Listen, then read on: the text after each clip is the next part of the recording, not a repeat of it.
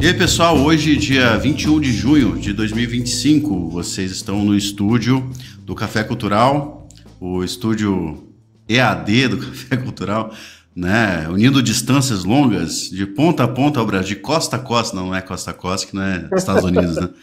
Mas aqui nós temos, então, eu, do Anatomia da Propaganda, com grandes poderes vem grandes encheções de saco. Eu sou Rubens Portugal e temos também Felipe, do Além da Última Página. Como é que você tá? Me conte. Muito bem, obrigado, inclusive.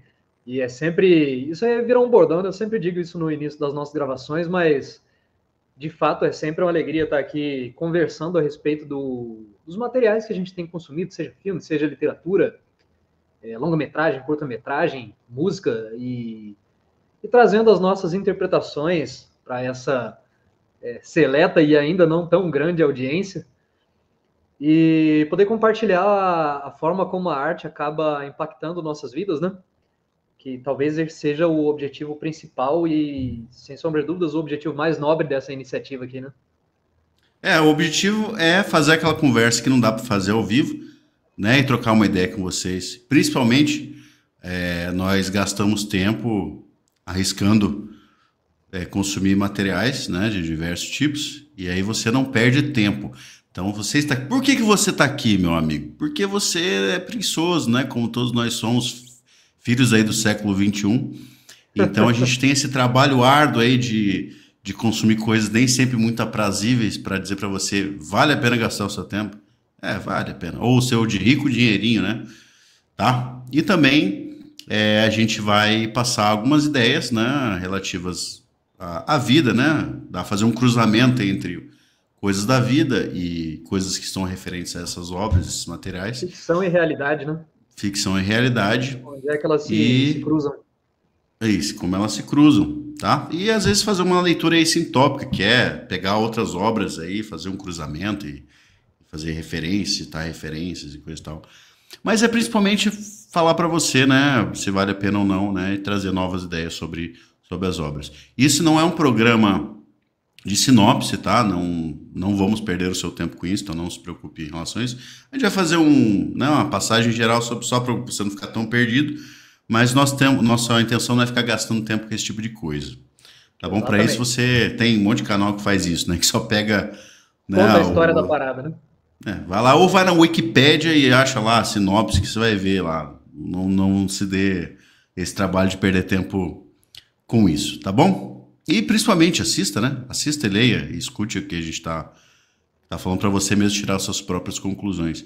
Ei, Felipe, antes de começar, até repetir, né, este assunto, é uma recomendação que eu gosto, uma coisa muito pessoal. Aqui, além da obra, né, a gente vai falar hoje, já vamos falar do que vamos falar, mas aqui nós também... a gente vai falar de outros assuntos também, a gente vai bater um papo, é um programa legal. Fica aí que eu garanto para você...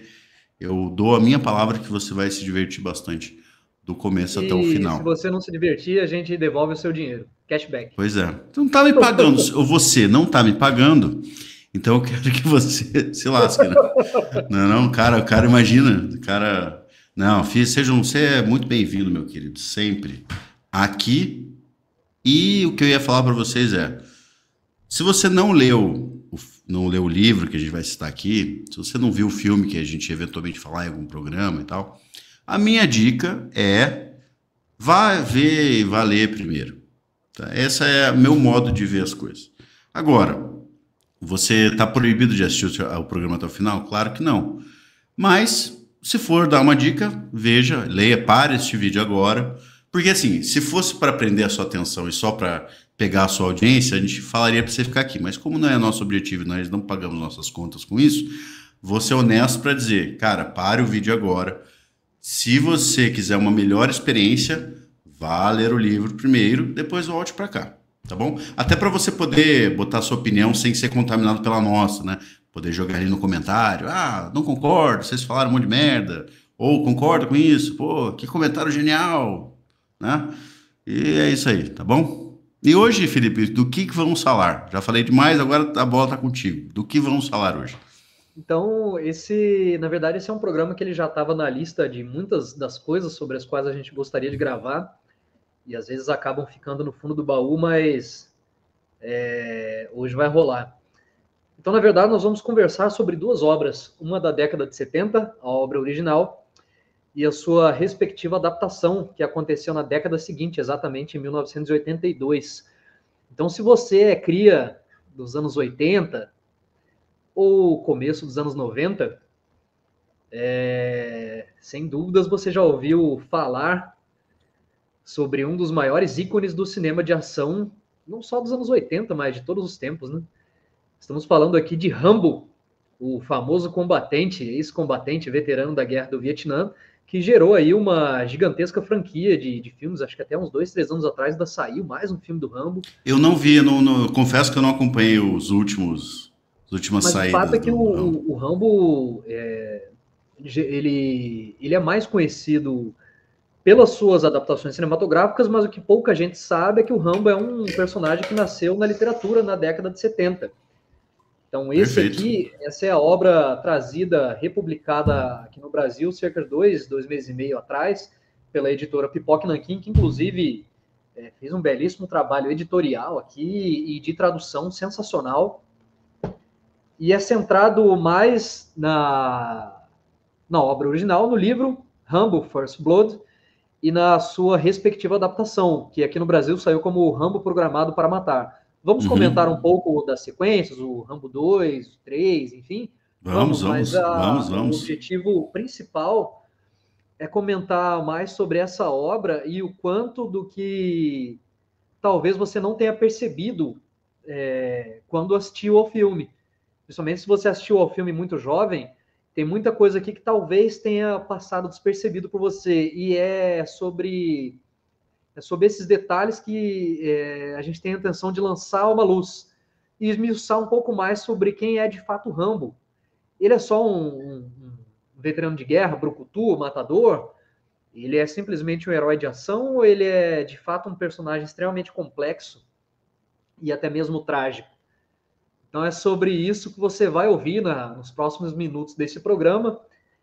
E principalmente se você assistiu ao filme ou se leu o que foi a obra que foi republicada pelo Pipoca Nanquim, vai ser um prazer ter a sua audiência aqui, contar com a sua audiência durante esse programa, porque muita coisa legal vai sair aqui.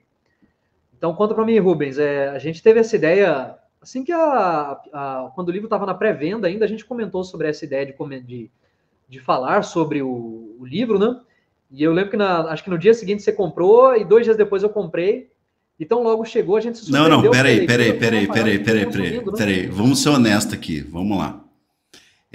Vamos ser honestos. O Felipe falou para mim, aí eu falei, porra, tem um livro do Rambo, né, tal, Pipoca Nanquim.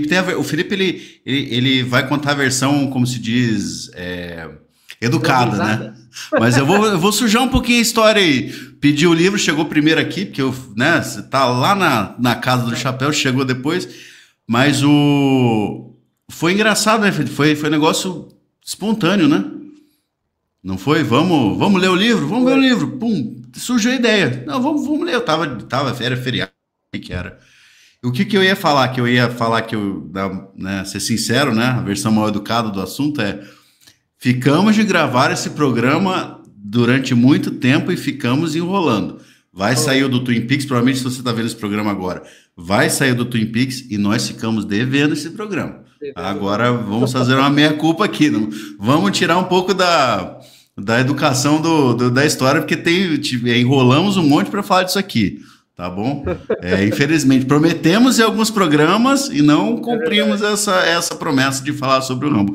E eu digo para vocês, eu não sei por quê, porque estava pronto já, estava a obra lida, né, o filme assistido, e aí, não sei o que aconteceu, cara, a vida foi seguindo, a gente foi deixando para lá, os dois foram deixando para lá. Tá, então, né? Essa é uma dívida, isso não é só um programa, não, isso é uma dívida que a gente tem aí para poder falar para vocês, tá bom? Mas vá, Felipe, foi mal te interromper. E aí, você recebeu o livro muito tempo depois de mim, né? Foram uns dias depois. Assim, né? Essa é uma das desvantagens de morar aqui na Terra Maldita, né? Tudo demora um pouquinho para chegar. Mas é engraçado e é isso que eu ia comentar, porque existem autores que você sabe que o que ele tem para te passar é relevante, mas não necessariamente a prosa do cara é uma parada instigante. Então você chega até o fim porque sabe que a mensagem dele é relevante. Eu tive essa experiência com 1984, sobre o qual nós já dialogamos ano passado. A prosa do Orwell não é convidativa, mas o que ele tem a dizer é extremamente relevante. E não é o caso do David Morrell, porque a escrita desse cara é sensacional. Tanto o formato quanto a dinâmica, né? Os capítulos são curtos, isso é até meio clichê falar, parece que é senso comum de crítica literária, a escrita do autor é dinâmica. Mas o formato em que ele traduz sua obra, em que ele passa a sua ideia, é de fato muito convidativo. Os capítulos são curtos, eles se alternam entre as perspectivas dos dois protagonistas. Na verdade, são antagonistas, né? Mas os personagens principais dessa obra. De sorte que a leitura dela foi um negócio assim que é extremamente fluida e rápida. Então, assim, eu não terminei o Rambo em, sei lá, 1, 2 dias, porque infelizmente eu trabalho, sou CLT, né? Então eu tinha que acordar às 6 horas da manhã para bater ponto. Mas, assim, se deixasse uma parada que com doses de cafeína, tabaco e horas livres, o livro era, assim, devorado, né? Eu acho que você teve uma experiência semelhante em relação à obra. Não, foi no feriado. No feriado, assim, numa tacada, é um livro que você não para de ler. Você começa ele e ele te engata. Até essa estrutura de capítulos curtos e os capítulos alternando, eu não lembro se tem uma quebra no meio da obra, mas a princípio ele mantém uma regra de ser o Teasley, Rambo, Teasley, Rambo, Teasley, Rambo. Então, eu achei isso muito legal. Assim, você fica querendo saber, e eu vou falar que o David Morrell, ele tem muita habilidade da parte dele como escritor. Ele conseguir mostrar os dois lados no mesmo cenário, no mesmo contexto, sem que... Porque é muito difícil. Vocês percebem que é muito difícil fazer isso? O Morrell fez, está pronta a obra, o livro está escrito, e quando ele está pronto, está escrito, você fala, não, está aqui o resultado, você vai consumindo aquilo que foi produzido e fala, tá, isso aqui é possível. Mas se você parar para pensar em como o Morrell teve que criar essa estrutura de maneira competente, você vai ver que é uma coisa muito complicada, porque ele já está contando o que aconteceu naquela cena. Então ele poderia correr o risco de ser repetitivo ao transferir para o outro personagem. Mas não é, cara. Cada visão, né, nessa alternância de capítulos não é uma coisa chata, muito pelo contrário. Você vê a mesma... Não soar repetitivo, né? Porque é o mesmo contexto, são as mesmas consequências ou ações, né, vistas de dois pontos de vista diferentes, e eles se complementam. Não fica uma coisa... Aí não repete a informação anterior.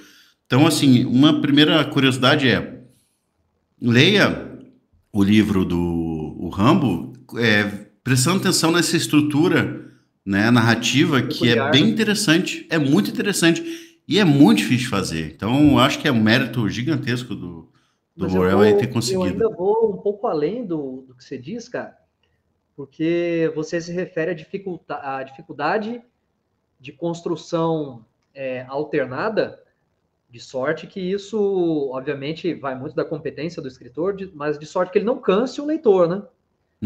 Sim. Você vê o mesmo evento sob perspectivas diferentes e ainda assim isso soe convidativo. Isso aí já é um mérito excepcional. Mas eu ainda digo um pouco além, cara. Eu acho que o Morrell não faz juízo de valor dos seus personagens. Ele deixa exclusivamente a cargo do leitor. Perfeito. Porque se o Morrell ele chegasse a tomar partido de um dos seus protagonistas, né? Se ele fosse a favor do Teasley ou do Rambo, essa estrutura seria tendenciosa, e ela não é de maneira alguma. Nem no início, nem durante o desenvolvimento da obra, muito menos ainda ao final, que é inclusive bastante trágico. Mas em nenhum momento ele diz, olha, o Rambo está certo e o Teasley está errado. Ou vice-versa, o Teasley está certo e o Rambo está errado. Mas ele deixa aí, o juízo de valor, ele entrega na mão do leitor. Então, eu lembro que durante a leitura a gente discutia, cara, o que você está achando? E você achava, no começo, você achava o Rambo um babaca e o Teasley um cara coerente. Eu fiz essa brincadeira contigo, depois eu vou contar.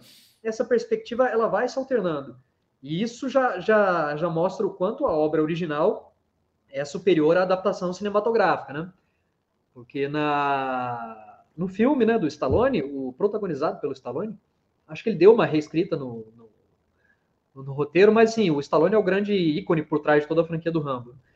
O roteiro ele já estabelece lados, ele já escolhe quem é o cara de quem o espectador deve gostar e quem é o cara que o espectador deve repudiar. Ele já estabelece um herói e um vilão. E no livro, não. Não dá para dizer que o Morell é omisso, porque ele mostra seus personagens tendo erros e acertos.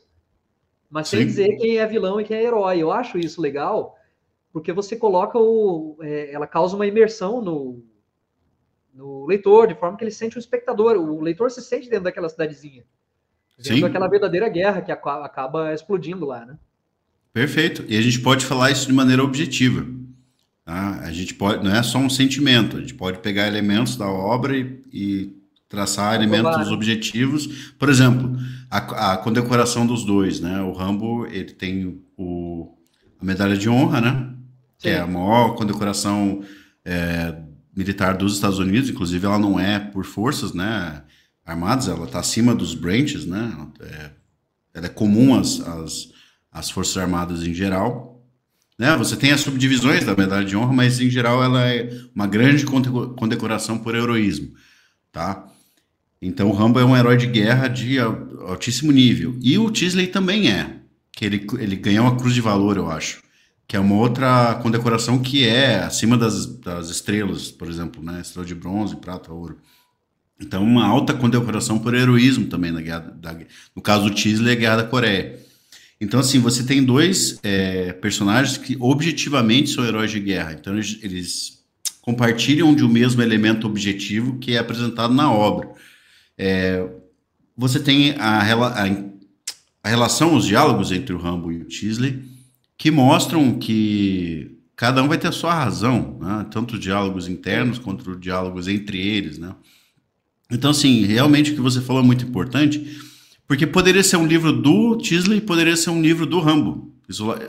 Você poderia fazer um livro somente com uma linha narrativa vista pelo lado de um ou de outro, que funcionaria. Então, se você fizesse exercício de imaginação, imaginar o livro escrito só para um lado ou só para o outro, você vai ver que funciona. Então, o que o Morell faz também é muito interessante, cara. Você colocou na mesma coisa, porque isso também é difícil de fazer, se você parar para pensar.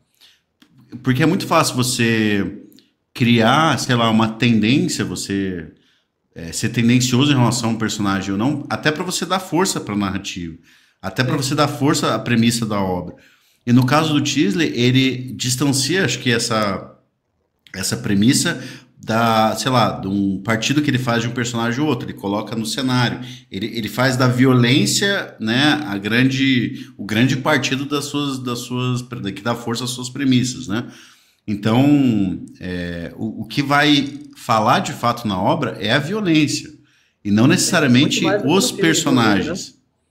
Inclusive do filme. Isso é uma coisa interessante, pessoal, porque às vezes o que o Felipe está fazendo aqui, eu quero que vocês prestem atenção, e até se refere a você pessoalmente, porque você está gastando tempo assistindo a gente.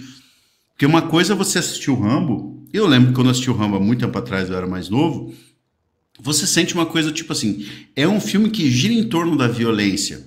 A violência é o grande motor do que está sendo apresentado ali na narrativa. Mas outra coisa é a gente aqui no programa, por exemplo, explicar por quê, dar uma luz, verbalizar o porquê daquilo ser assim. Por que a violência é o motor da narrativa do Rambo.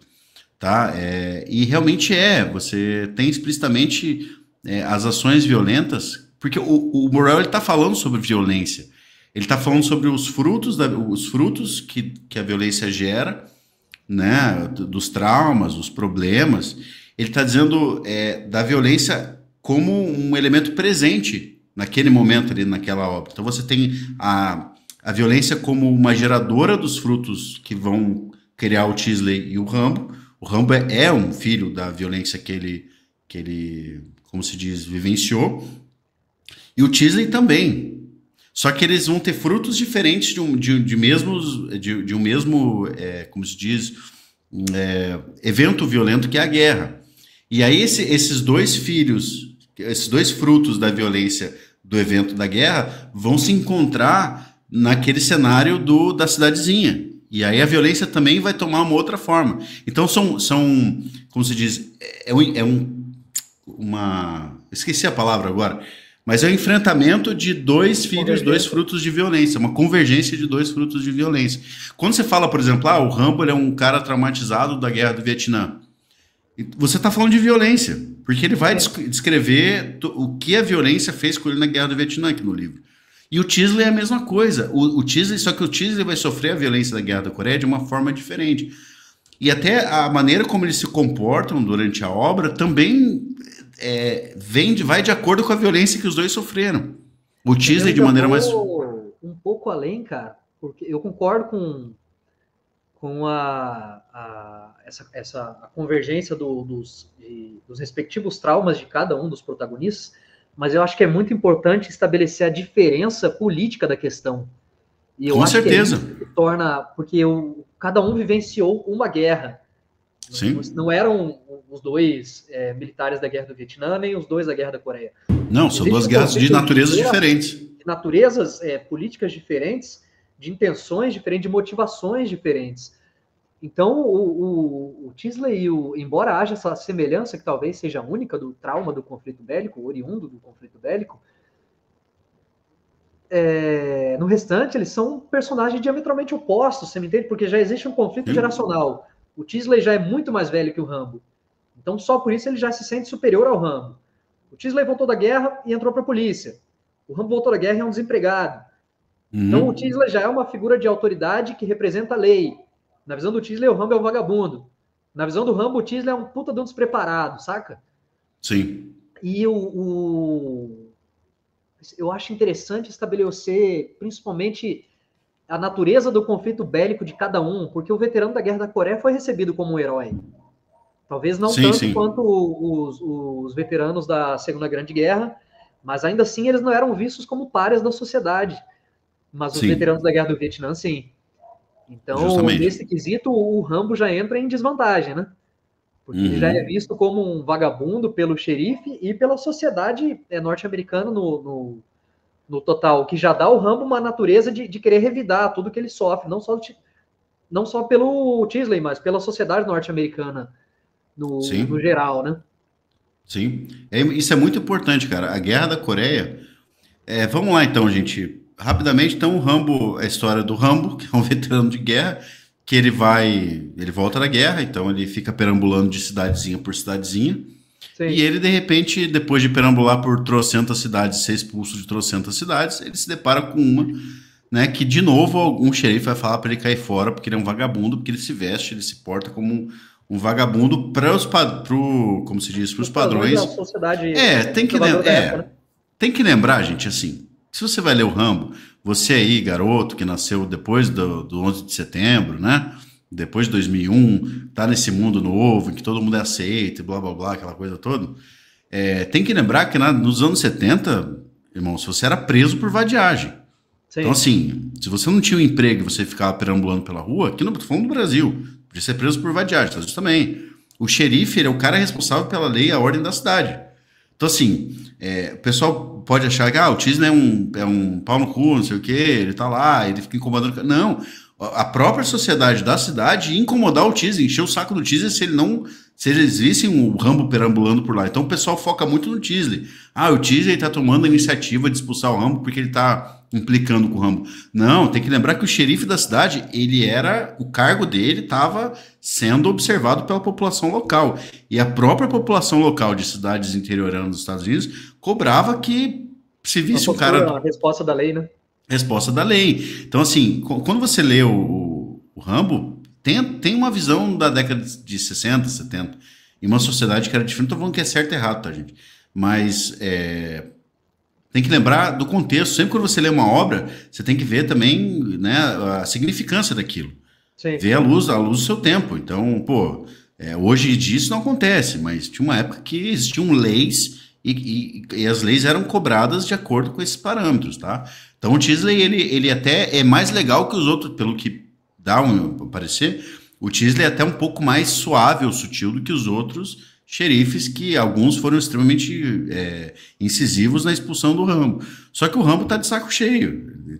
Ele foi expulso 90 vezes. Ele fala, não, aqui agora, bicho, eu não vou ser expulso daqui. Agora eu vou firmar o pé. E aí nessa de firmar o pé... Aí, nessa de firmar o pé, ele vai preso e tal, tal, tal.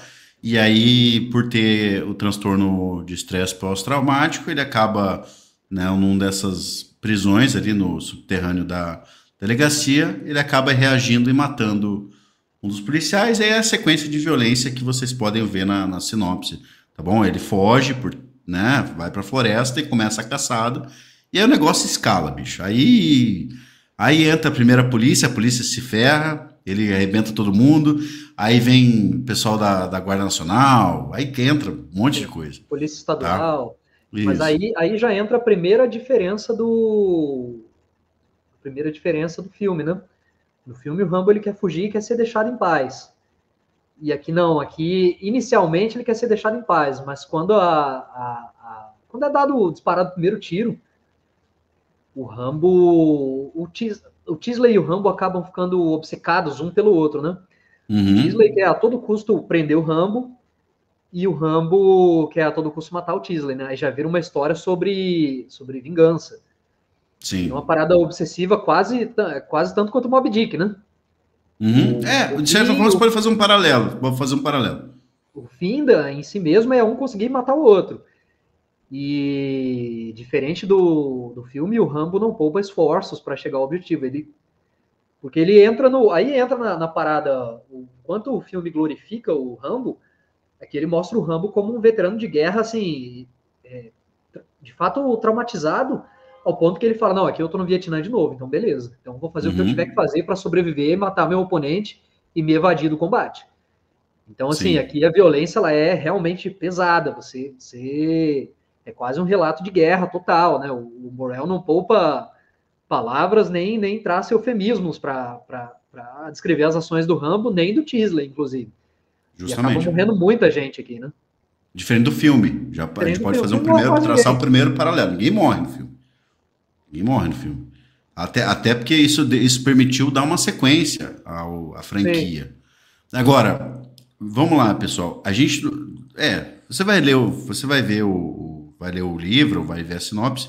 Aí você vai ver que no final, né, acontece toda aquela violência, as caçadas, e no final o Rambo, né, tem um fim diferente do filme, inclusive, né? Tá, sim. mas a gente não vai, a gente vai falando sobre. Não se preocupe que aqui eu estou interrompendo a sinopse, tá bom? Que também não é nosso objetivo, mas ao longo da nossa discussão a gente vai falando, vocês vão ver que a gente vai acabar descrevendo a sequência. Então, outra coisa, não se preocupe, vamos falar do final do livro. Bicho, não tem problema. Se você saber o final do livro por aqui, né? Não... Esse negócio de spoiler, eu sou um cara anti-spoiler. Eu acho que tem, no sentido de, acho que tem obras que o legal é você não saber o final. Mas se a obra é muito boa, cara, mesmo sabendo o final, você não perde Eu partilho a dessa ideia também. experiência, né?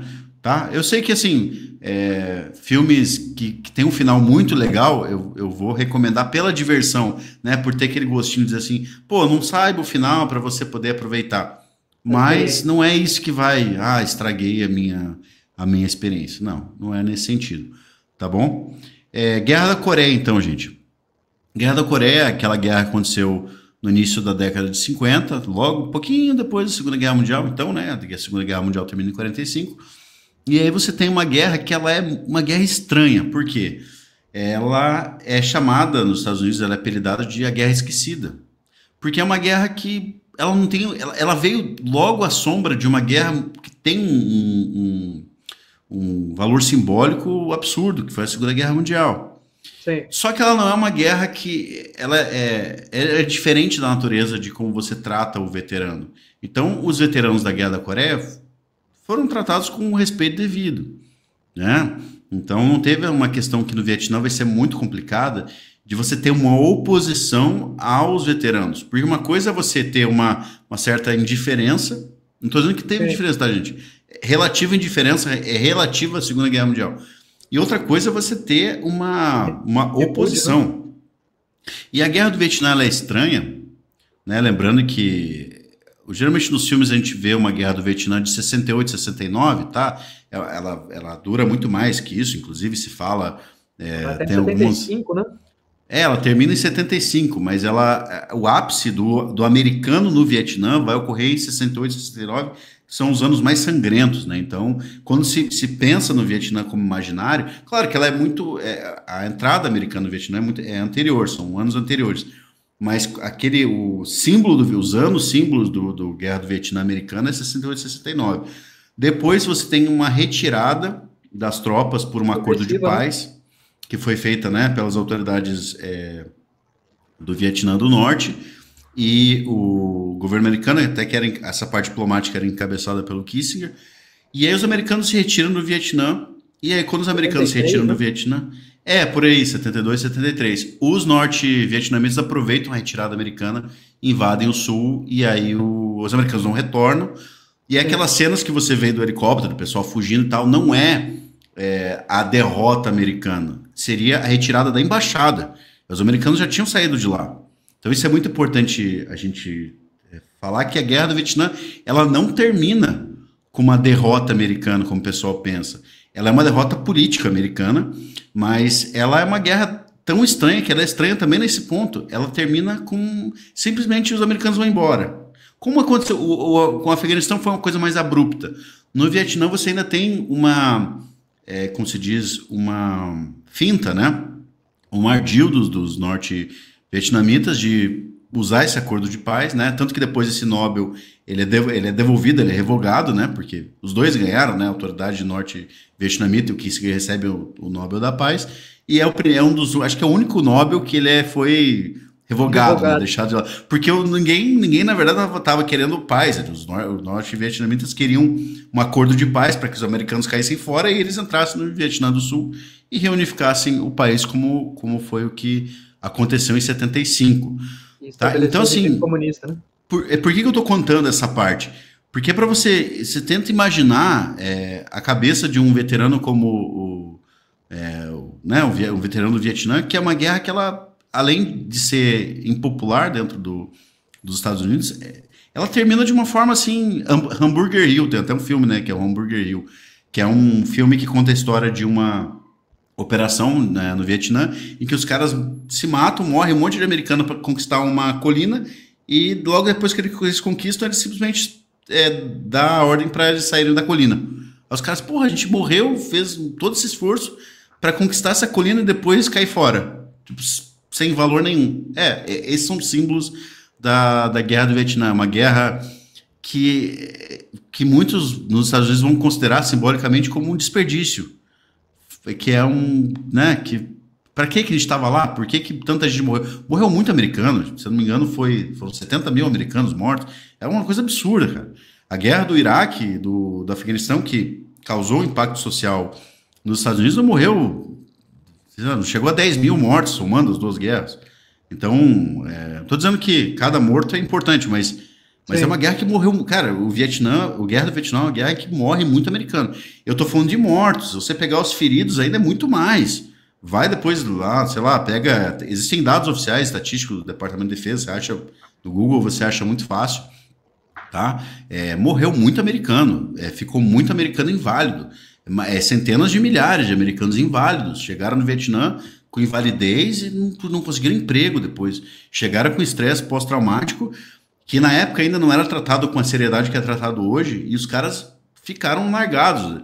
Você tem filmes que mostram, por exemplo, que o sistema de saúde de atendimento aos veteranos era uma coisa que na época era muito eficiente. Então os caras chegavam, não é que nem hoje, o cara chegou da guerra, né, as duas guerras terminaram, né, Iraque e Afeganistão.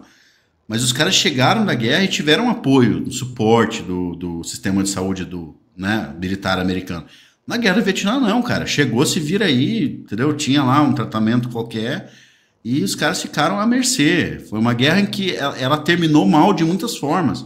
Ela terminou mal politicamente. As operações militares americanas, mesmo as vitoriosas, porque se você pegar também todas as batalhas, os americanos vencem de maneira convencional, mas todas elas são um desperdício de recursos, porque no fim, dane-se que eles tiveram vitórias militares, porque eles perderam a guerra, no fim das contas. Então você tem um desperdício, né, de vidas ali, esse sentimento de que as operações militares não valeram muita coisa. E aí você tem também uma virada até do imaginário americano. A Guerra do Vietnã ela é um marco de uma década, né, nos Estados Unidos, em que você tem mudanças de mentalidade social assim absurdas. você tem o atrito da questão racial, você tem o ápice da questão racial, quando Sim. você tem a mudança de leis, né, e vamos falar a verdade, assim, as leis raciais americanas da década de 60 eram absurdas, assim, a gente está falando, a gente não está falando que não exista muita histeria racial hoje, não é isso que a gente está falando. Mas, pô, gente, tem que se concordar que as leis de segregação dos Estados Unidos da metade do século passado eram absurdas. É um Foi negócio na assim, época que tipo, o Muhammad não Ali se dá, recusou a ir para entendeu? o Vietnã, lembra? Caçaram a licença de boxe dele. Sim, sim, Ele é disse que assim. ele não ia lutar no Vietnã porque nenhum vietnamita tinha chamado ele de preto. É Mas os Estados assim, Unidos chamavam ele de preto e queriam que ele fosse lutar pelos interesses do governo lá no Vietnã e tal. Então aí você já vê uma opinião pública controversa, né? justamente. Uma última coisa que é importante falar, né? Sobre o Vietnã. Claro que tem muita coisa para falar sobre o Vietnã, tá, gente? Não é esse o foco. Aqui a gente está dando só um pano de fundo. Não é um programa sobre a guerra do Vietnã, que é só a guerra do Vietnã como pano de fundo. Mas a guerra do Vietnã é uma guerra que, se vocês não sabem, isso é um fato importante. A Segunda Guerra Mundial, tirando algumas exceções de alguns estados americanos e alguns períodos, principalmente na Guerra do Pacífico, em que você teve o draft, né, a conscrição obrigatória, que era quando faltou gente para servir na guerra, Efetivo, né? e aí você fazia o alistamento obrigatório, e isso gera muitos problemas. Uma coisa é você ter um voluntário, outra coisa é você ter alguém que é obrigado a ir. Na Guerra do Vietnã, você tem o início da Guerra do Vietnã. A Guerra do Vietnã se divide em duas fases. A primeira, em que não existia a contestação da opinião pública, a opinião pública era favorável à Guerra do Vietnã, né? Você tem ali até 67, por aí, 68. E depois você tem uma virada de chave, porque começa a acontecer algumas coisas estranhas. Os americanos entram na guerra de fato, não é declarada guerra nenhuma, na verdade, não existe uma invasão americana ao Vietnã do Sul. Os americanos estavam, como se diz, aumentando a sua presença no Vietnã do Sul. Essa é a palavra Sim, oficial. Na verdade, é uma guerra entre o Vietnã do Sul e o Vietnã do Norte, tá do certo? norte. Então, isso. Aí você tem um aumento da presença militar americana e é uma presença absurdamente grande. Você olhar números ali. E o que começa a acontecer? Começa a faltar gente para se alistar. E aí você começa a ter um movimento dentro dos Estados Unidos de alistamento obrigatório. Tanto que você tem as grandes sorteios, né, por data de aniversário, coisa e tal. E isso, gente, o ponto que eu Sorteio vou de chegar é merda. esse. Era o tal do sorteio da morte, tanto que muita gente fugia para o Canadá, para fugir do Sim. alistamento, coisa e tal. E isso começa a gerar uma ruptura social gigantesca nos Estados Unidos. Começa a se tornar uma guerra impopular. Você tem aí a mídia entrando com as imagens famosas da ofensiva do Tet, lá do policial vietnamita matando o Vietcong, a menina queimada, aquela coisa toda. Sim. Então você tem uma mudança de opinião pública. E nesse ponto, aí a guerra do Vietnã vira uma coisa muito estranha. Vira uma guerra sombria, em que você tem uma guerra que nunca foi travada antes pelos americanos, que é uma guerra de guerrilha, Sim. puramente uma guerra de guerrilha, que é uma guerra suja, uma guerra que, sabe, você tem atrocidades acontecendo diferentes da Segunda Guerra Mundial, que tinham atrocidades também, aconteceram atrocidades, né? Mas eram de naturezas diferentes. E você tem uma guerra em que você tem uma massa de pessoas que não querem estar ali. Num ambiente Isso operacional completamente adverso, né? completamente a floresta, os não voluntários, tudo isso se junta àquela contracultura que estava no seu ápice na época. Tá? Sim.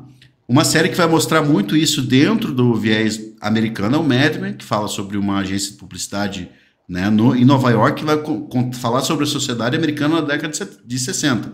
Vai pegar toda a década de 60. E no final, né, dessa série você tem a Guerra do Vietnã, lapsos sobre a Guerra do Vietnã, das pessoas voltando, as pessoas indo.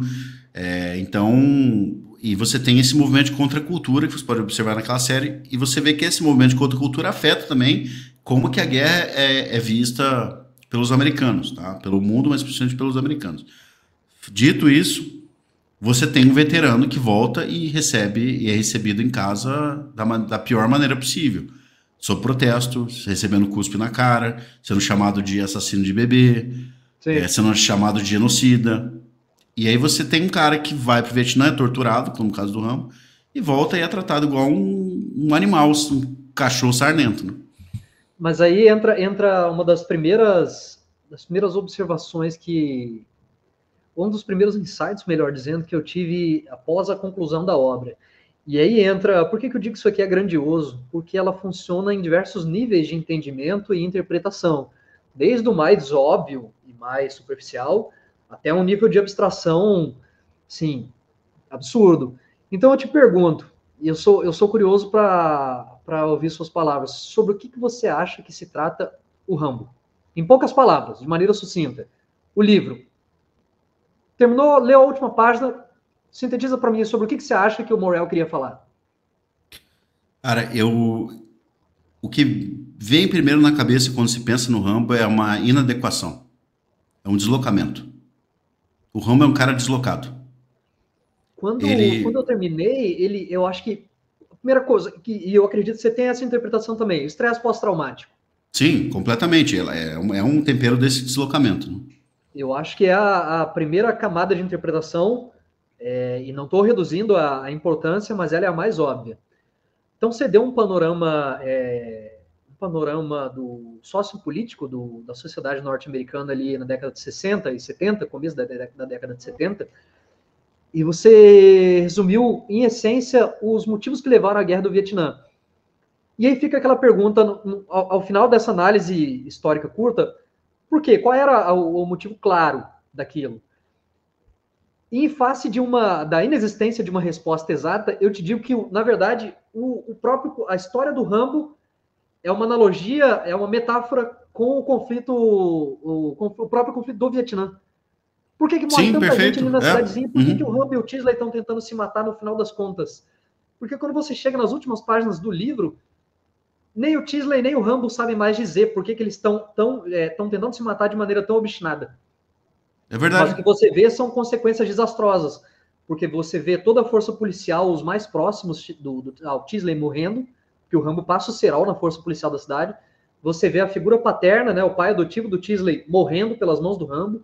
Você vê civis morrendo, você vê policial morrendo a rodo, o Rambo beirando a loucura, todo fodido já. E a resposta, e a pergunta que fica na hora é por quê? É, Sabe? Por que todo boa, esse caos e boa. destruição? Uhum. Você me entende? E isso sem dúvida, é intencional. Sim, Eu acredito piamente que essa é uma das intenções do Morel, se não a principal. Claro que ele fala sobre transtorno de estresse pós-traumático, ele faz uma crítica social do contexto norte-americano pós-guerra, mas eu acho que o pega para capar entre o Rambo e o Tinsley é uma metáfora muito precisa e muito pungente sobre o que foi a guerra do Vietnã. E sobre toda a sim, dor e destruição e como ela reverberou na sociedade e como ela destruiu vidas, se não fisicamente, sem dúvida psicologicamente, destruiu, saca? E eu acho que sim, é sim. nesse ponto em que a história brilha ainda mais, ela fica ainda mais gritante, saca? Perfeito, cara. E quando eu falei de deslocamento, eu posso até puxar para o que você está comentando. O Rambo é um construto, né?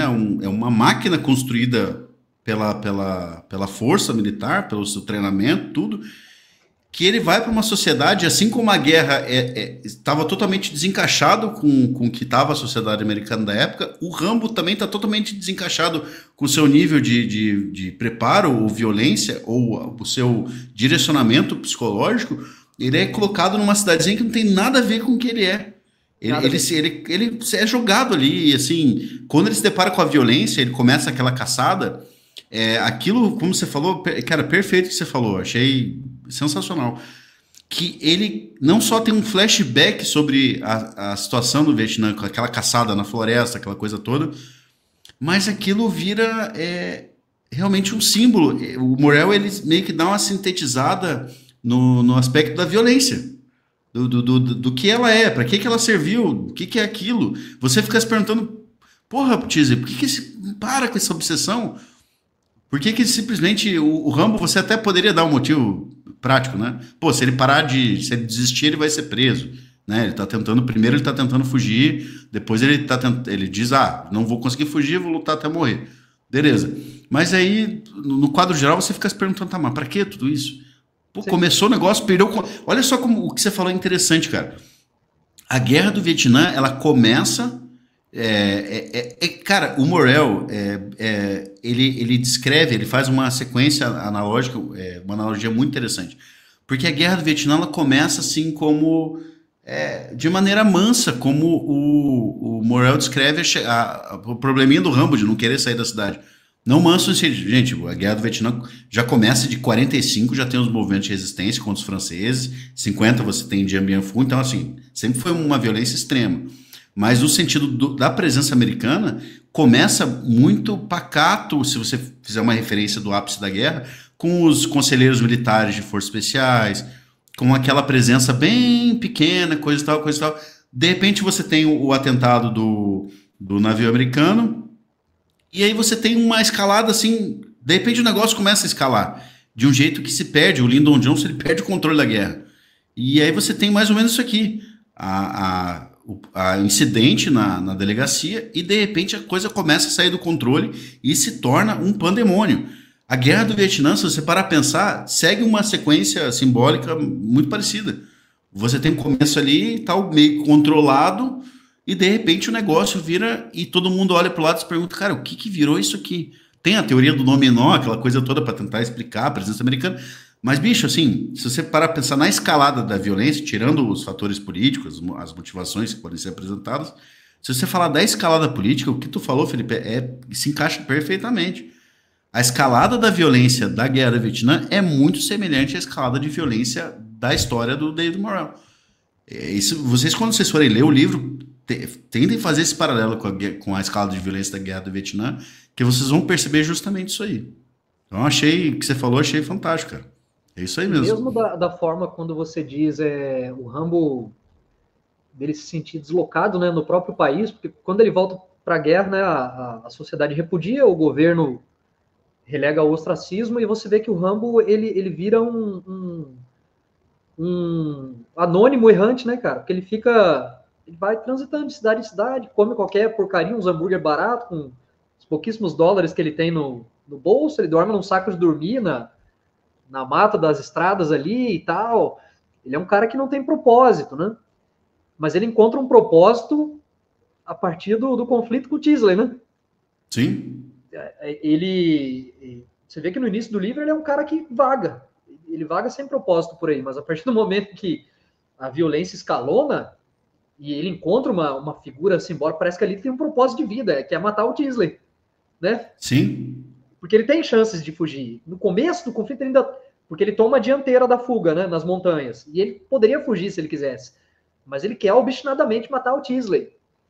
E em determinados pontos, outros policiais falam assim, xerife, será que não é melhor a gente esperar chegar o apoio da Guarda Nacional, da Polícia Estadual e tal? Tem necessidade da gente subir essa montanha ou outra, tá chovendo e tal? Não, porque eu quero e tá. E até o padrasto do Teasley fala, rapaz, e o padrasto chega a sintetizar e falar, por que você quer tanto pegar esse garoto? E o Teasley não sabe responder com exatidão. Mas é engraçado, por que eu te digo que o Morrell não toma partido? Porque o Teasley é um cara que está passando por momentos extremamente complexos. Não? O Teasley está se divorciando, ele já não tem uma figura paterna, ele já não se relaciona bem com o padrão. O Teasley é um cara que tem seus traumas. Não são todos oriundos da guerra, como o Rambo, mas ele tem traumas sociais, traumas internos muito, muito gritantes também, que fazem dele um cara teimoso, um cara turrão. E ele parece que ele quer se provar em determinados pontos. Se você quiser tomar um pouco de parte, isso quer dizer que ele quer se prevalecer e ele quer se provar em cima do Rambo. Como é que esse moleque quer me desafiar? Eu sou xerife e tal. E as consequências disso são uma violência absurda, né? Sim, cara. E aí, Felipe, uma coisa que você tá falando, eu tô pensando numa coisa que, pô, chega até da, né? Você fica até meio, uma sensação estranha, que é, você tem um rompimento com uma certeza institucional dos americanos. Os americanos vão falar sobre, né, até a década de 60, você tem uma América que tem uma certeza do que vai ser sua vida, o American Dream. Você vai crescer, você tem uma carreira, você tem as instituições americanas, tal. E aí você tem no final da década de 60 um fenômeno muito estranho que a sociedade americana passa, isso no Watchmen parece muito nítido, e você começa a ver um vazio existencial social, do tipo, caramba, mas e aí, mas a gente tá indo para onde? O que é a minha vida? O que eu tenho que fazer? Eu tenho que obedecer né, esses filhos da puta aqui de Washington, todo esse patriotismo parece ser uma bobagem. Eu tô dizendo que pessoal, é uma interpretação, tá? Sim. Parece ser uma bobagem, não sei o que, começa a ter um movimento, e aí você tem uma sociedade que cria alguns homens que estão dentro de um vazio, passa a se tornar um vazio, e aí você tem uma troca, um extravasamento, né, desse vazio por meio da violência. Isso vai virar um tema muito comum. Isso que eu ia te falar, Felipe, não sei se você sente essa sensação estranha de ver filmes assim como o Taxi Driver. Tava pensando no Taxi Driver agora. Cara, se você olhar para pensar, a partir de 70 para frente, você começa a ver um tema muito comum das obras, que existe um vazio existencial, existe um vazio de propósito na sociedade, nos homens americanos, e essa coisa é extravasada de alguma forma. Você tem uma cultura, por exemplo, de uso abusivo de drogas, por exemplo, e do outro lado você tem um extravasamento violento, você tem os dois caminhos. Tem outros também, tá, gente? Mas agora que vem à cabeça é isso aí. E aí a gente faz até um paralelo, quando a gente falou de leituras sintópicas de obras. Pessoal, para pensar, a gente já falou sobre a trilogia da Revolta e coisa e tal, para pensar na semelhança que você tem entre sistemas de extravasamento de frustração, em que você tem extravasamentos violentos. Dá indício de que ele é um veterano da Guerra do Vietnã. Ele era um veterano também. Ele fala que ele foi fuzileiro e tal. Sim, É uma sociedade que tem homens frustrados, com suas razões, ou enfim. Mas não é só os veteranos, a gente não fala só de pessoas que retornam da guerra. Depois você vai ter o Dia de Fúria. Vejam, aí já faço também o convite a vocês. Assistam o programa que ficou sensacional, modéstia à parte, mas... Cara, aquela discussão eu achei sensacional sobre a trilogia da Revolta. Vá lá depois de assistir esse episódio, que você vai ver também a gente conversando, sem saber, né? Sem saber que a gente ia cair nesse tema do Rambo. Sim. Mas, se você parar a pensar, isso descamba. Eu acho que chega no seu ápice ali no Clube da Luta, que vai falar realmente sobre uma masculinidade totalmente enterrada, enterrada não, mas sufocada numa panela de pressão, que ela estoura de algum jeito. Você tem homens frustrados sem propósito que vão estourar de algum jeito, e sem propósito, não, muitas vezes não por culpa deles, por culpa de uma sociedade que vira as costas, começa a dizer que a masculinidade é ruim, que o veterano de guerra é um merda, que não sei o que, não sei o que, não sei o que, e hoje tá se retornando essa discussão. Chegou no ápice de dizer, porra, todo homem é um merda, a masculinidade não presta. Hoje você tem uma reação. Você fala, não, peraí, não é bem assim. Agora no século XXI, a partir de 2021, a gente começa tem gente que começa a firmar o pé e dizer, não, cara. Inclusive, eu vou firmar o pé aqui e dizer, não, cara, peraí. Se você retomar as noções clássicas, as coisas mais sérias, peraí, gente, não é assim. Isso é uma bobagem. Só que esses temas, depois da Guerra da Vietnã, vocês têm que lembrar que eles começam, a sociedade americana começa a ostracizar o homem. Então, olha só que interessante, cara. Essa discussão que a gente está tendo hoje sobre firmar o pé e dizer, não, peraí, esse papinho de masculinidade tóxica é uma grande de uma bobagem. Só que vocês têm que lembrar que na década de 60 você estava começando um movimento de realmente virar as costas para a masculinidade dentro da sociedade ocidental, e aí você vai ver isso muito bem representado nessas frustrações. Só que até aquele momento você não conseguia dar um nome claro, né? uma descrição clara sobre isso, como a gente está vendo hoje em retrospecto. Então o Rambo ele vai falar sobre esse extravasamento violento também. Só que no caso dele, pega esse movimento muito agudo do retorno do Vietnã, né? Em que você tem esses... Né, o pessoal que protesta, né, os ativistas políticos tratando o veterano como, assim, o veterano que muitas vezes ele nem tem culpa de estar ali. O cara foi pra guerra porque ele até foi mandado obrigatório para lá. E esse cara volta... É interessante a gente comentar que o Rambo, ele tem uma particularidade, né? O Rambo não é o Rambo, agora fazendo só ó, tem sangue igual o filme lá do Django Livre. Tem sangue nas mãos aqui. Acabei de matar um mosquito aqui. Tá cheio de sangue esse desgraçado. Cara, me mordeu esse mosquito. Uma pausa de 2 minutos só para pegar minha roupa que tá chovendo aqui. Eu preciso tirar do varal. 2 minutinhos. Olha aí. Tá, vamos lá. Vamos fazer uma pausa aqui, gente. Jogo rápido. Jogo rápido. Não, vai pra gravação isso aí. né? Tivemos uma emergência. É pessoa, né? Homens que moram sozinhos, né? Que tem que Pô, ser cuidar da casa, né? inconvenientes aí. Eu aproveitei que o Felipe saiu lá para recolher a roupa dele, eu já fui picar tomates aqui para encerrar o meu, né? Complementar o meu cozinha. Inclusive, virei um chefe de cozinha. Eu faço vários experimentos agora. Faço cozidos com tipos diferentes de legumes. Tá uma beleza. Tem que fazer, né? Tem jeito. O negócio não se faz Nem pode sozinho, né? fugir. Eu descobri, como é que é? A gente mora sozinho desde sempre, né? Aí a gente tem essas qualidades aí de cuidar. Cuidar do jeito que dá, né? A gente não é na habilidade dono de casa, mas a gente se vira aí. E a gente tava falando sobre isso aí, tá? Tava falando sobre essa questão de fazer um cruzamento entre essas obras ali, e o Rambo não ser um conscrito regular, né? Obrigatório. Ele foi das Forças Especiais. Ele foi porque ele quis, ele foi com uma expectativa, né? Ele foi realmente querendo ir para a guerra. E lá ele acaba sendo capturado e sofrendo várias.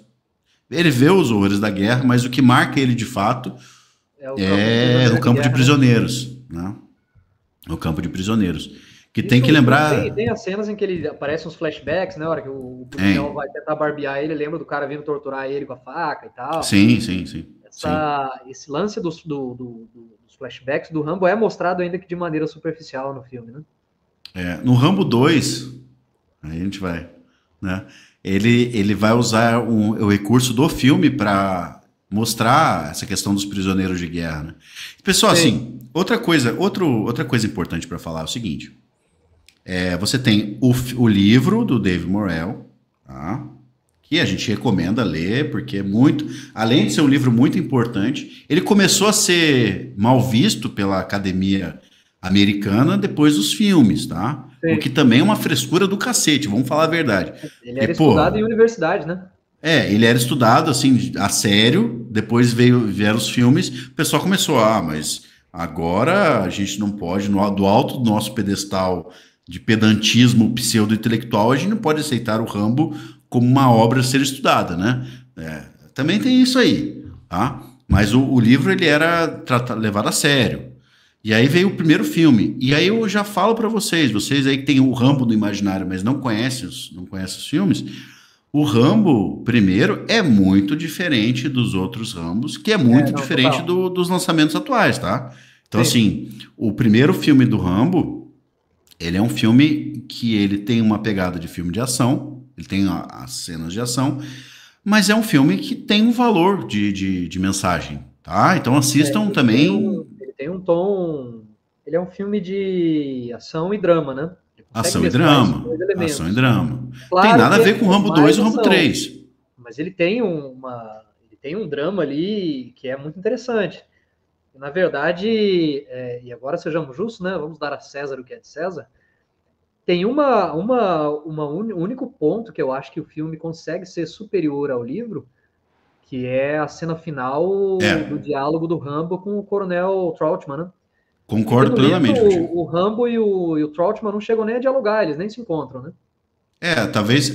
Eu não lembro se tem algum. A voz do Trautmann no isso. É bem restrito mesmo. Ele lembra de reconhecer a voz do Trautmann da escola de formação dos Forças Especiais. Perfeito, isso. A hora que ele tá fazendo né, ele tá jogando a mensagem pelos megafones, os helicópteros, algo assim, ele reconhece a voz do Trautmann, né? Ele fala, eu reconheço a sua voz e tal, mas eles não chegam a dialogar, de fato.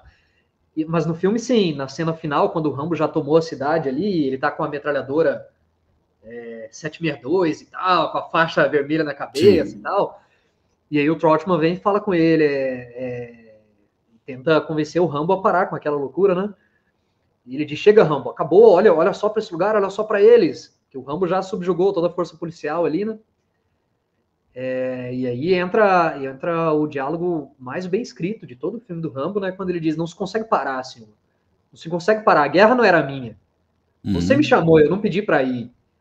E aí, quando eu volto para cá, me chamam de genocida e assassino de bebês e todo tipo de coisas. E aí entra de novo naquela palavra que você contextualizou muito bem, deslocado, porque o Rambo ainda diz, no Vietnã eu pilotava helicóptero, dirigia um tanque, operava equipamentos de $1 milhão. Aqui eu não arranjo emprego nem como manobrista. Isso aí é Ele muito, começa a cara, falar esse do diálogo trauma, que ele final diz do que filme é muito ele viu poderoso. o amigo dele morrer e o cara foi metralhado e ele viu o cara sendo partido ao meio e ele não conseguia achar as pernas do amigo dele. E é legal, apesar da interpretação do Stallone ser limitada, naquela cena fica muito legal, porque ele começa a chorar num desespero, cara. Ele coloca as mãos na cabeça. E eu queria achar as pernas dele, e o meu amigo dizia, eu não quero morrer, John, eu não quero morrer e tal.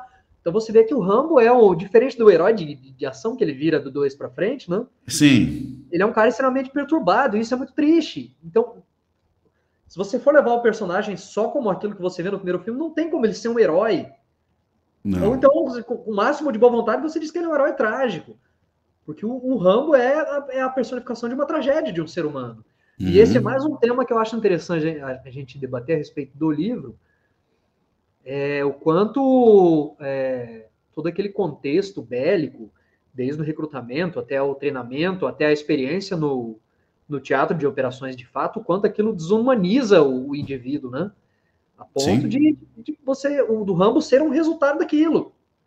Dele não conseguir se encaixar na sociedade civil do pós-guerra, dele não se reconhecer nem como um indivíduo, de fato, porque ele não vive, ele sobrevive, ele vaga.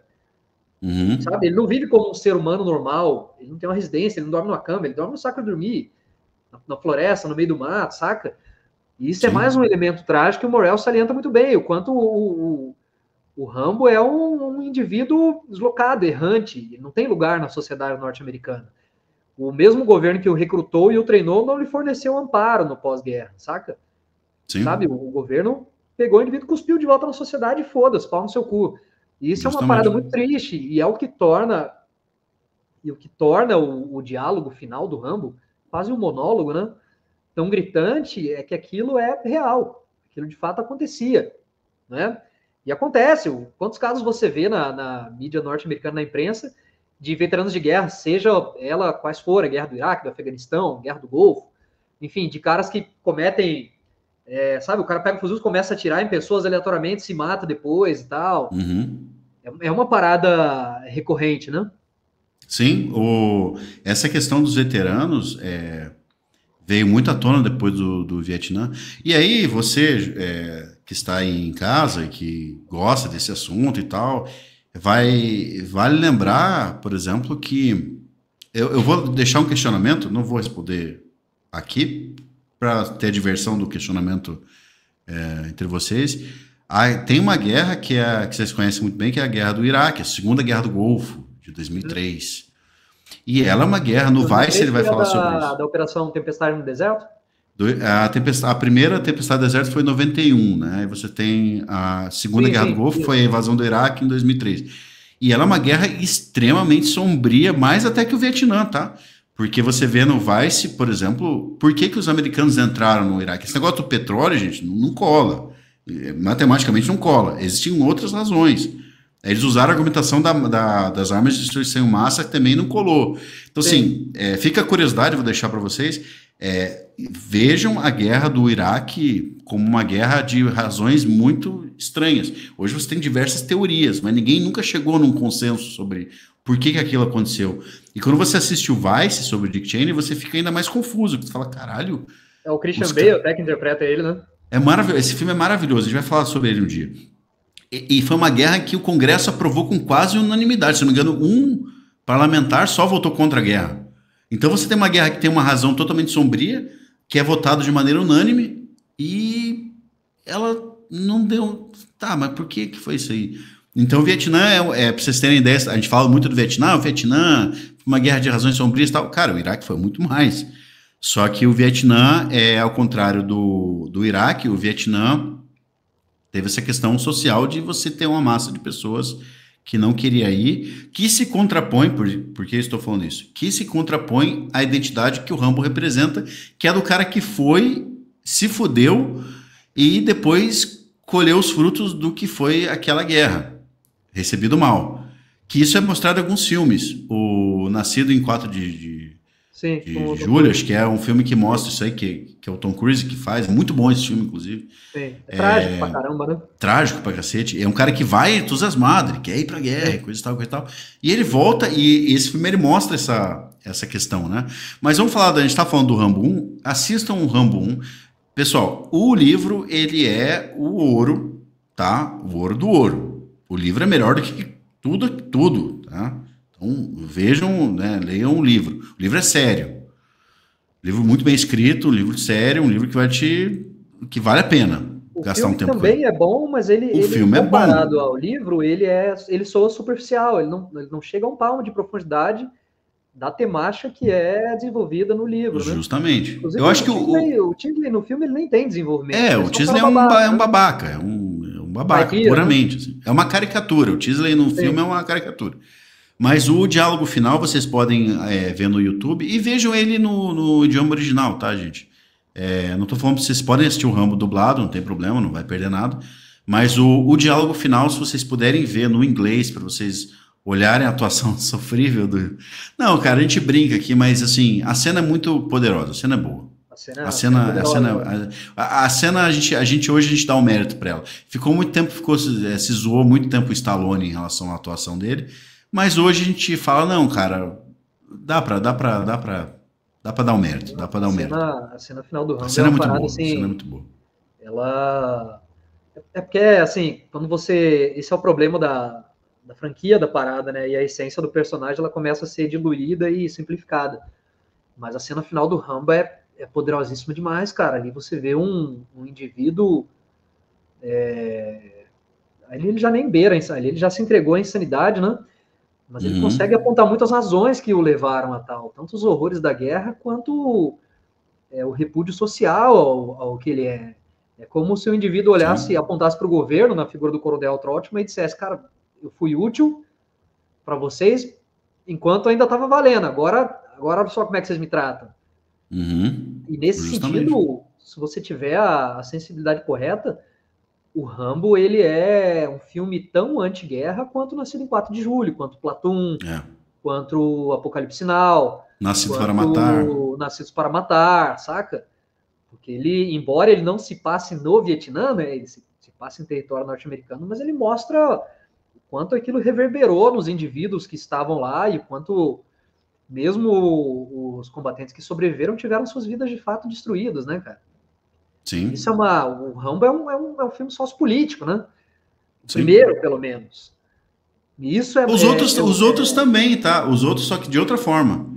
Os outros também só que ele de vai outra mostrar ali forma. o resgate dos reféns, depois ele mostra a guerra Do do Iraque, Afeganistão, do dos 3, russos, da né? Afeganistão e tal. Mas aí muito da mensagem se dilui para um personagem de ação, como um herói, né? Como que não faz o menor Sim. sentido, né, cara? Como é que o cara traumatizado, a não ser que o Rambo estivesse fazendo uma terapia de choque, né? Nós vamos É. confrontar o seu trauma agora. Então a mensagem se perde, né?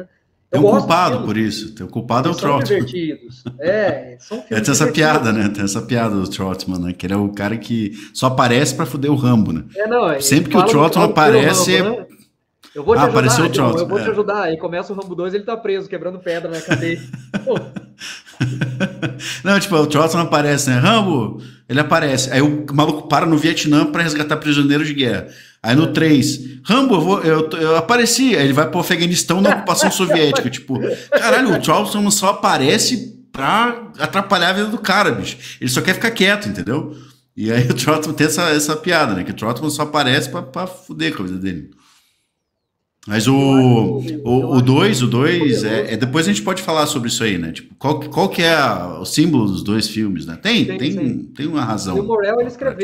ele escreveu novelizações do Rambo 2 e 3, né? Ele pega o roteiro e dá uma melhorada na visão dele e tal.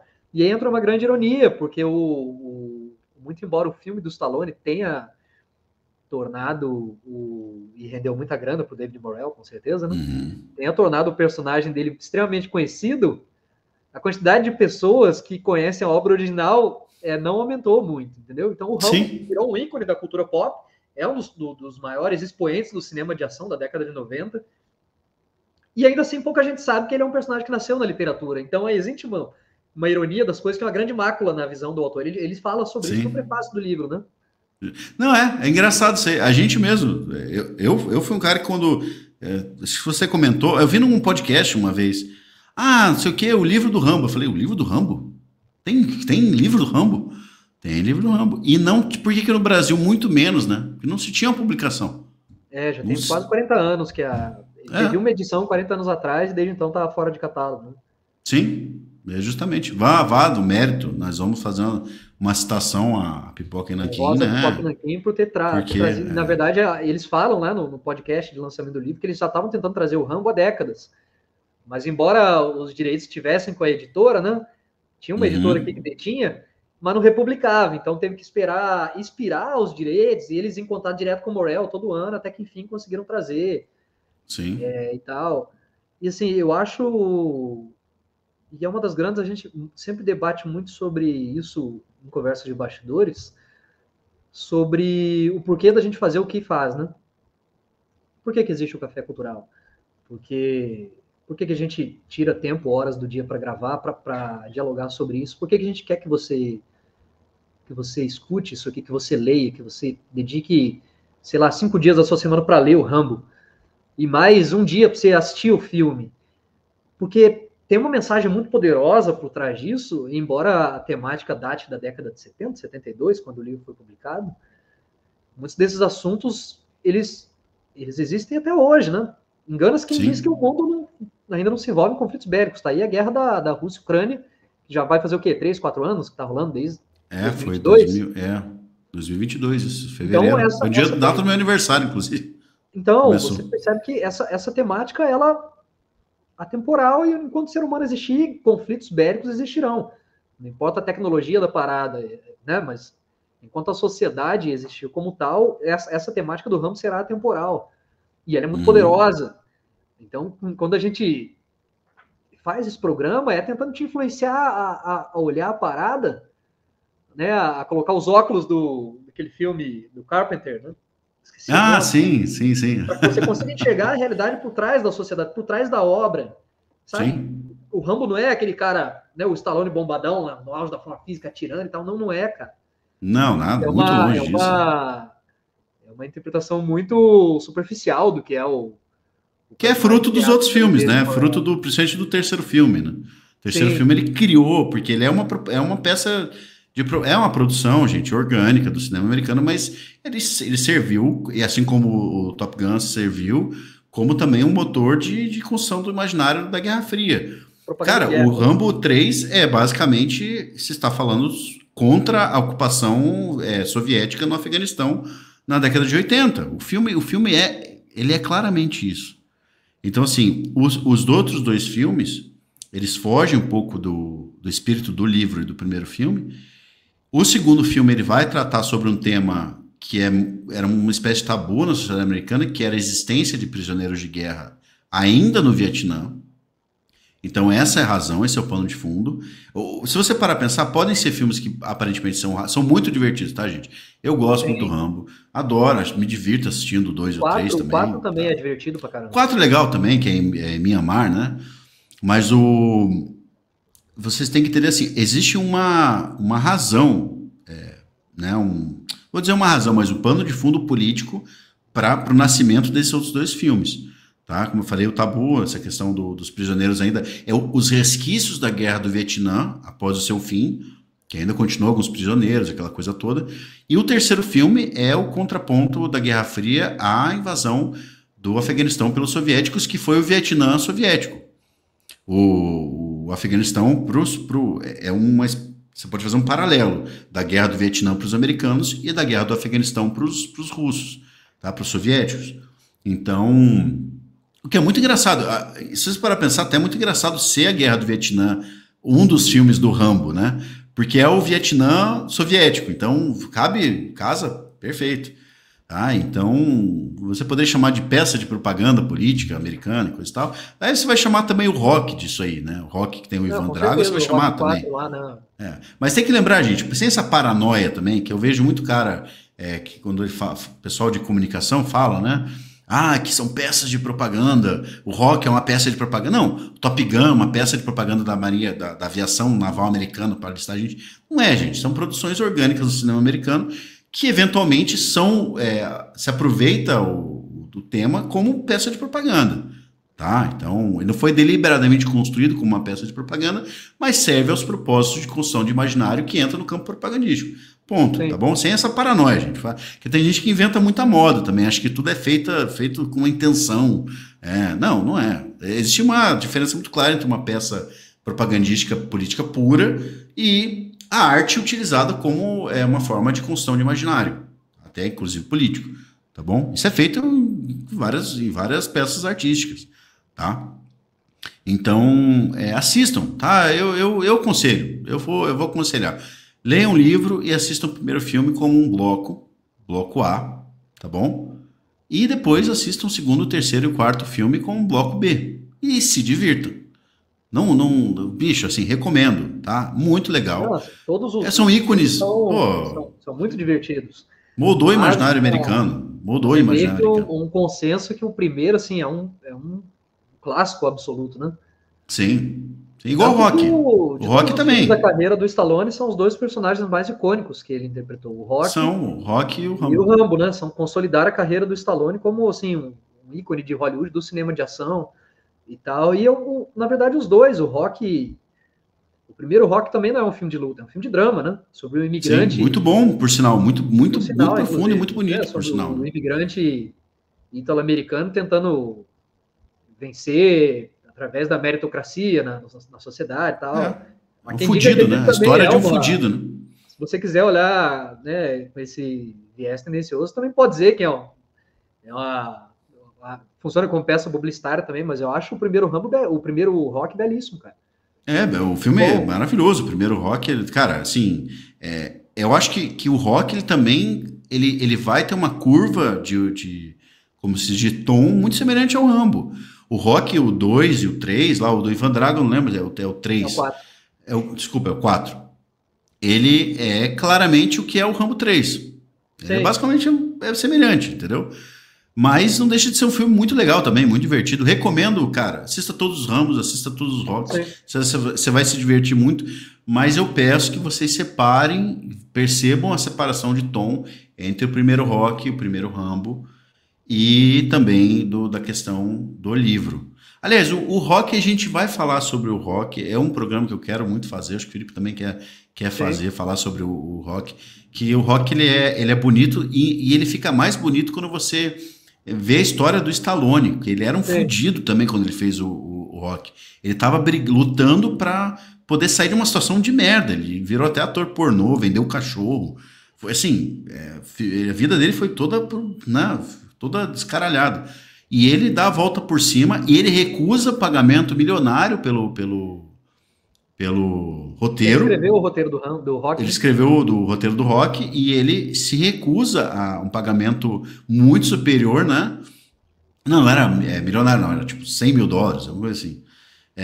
E ele fala, não, eu quero fazer o filme. E ele estava fudido, ele precisava do dinheiro. O protagonista, né? Cara, assim, é muito bonita. Depois a gente vai falar em outro momento sobre isso. Mas o Rock e o Rambo, os primeiros filmes, são filmes muito importantes. E eu digo mais ainda, cara. O Rambo, ele é um filme importante para você entender o imaginário americano da década de 80, 90. Tá? Então são filmes importantes. Bom, são filmes de ação, mas são filmes importantes. E sobre a atuação sofrível do Stallone...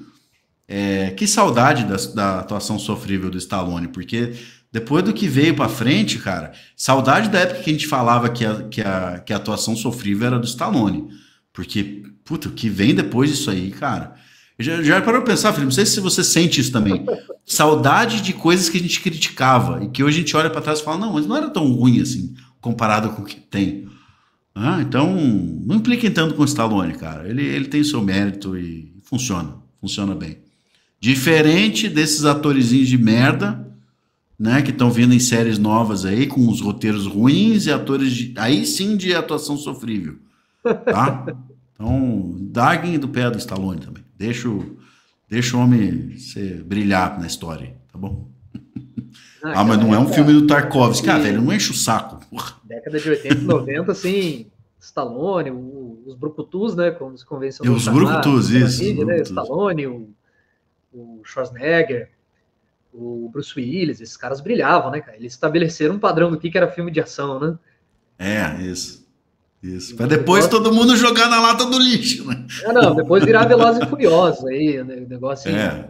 uma franquia com, sei lá, 9, 10 filmes, pelo amor de Deus, velho.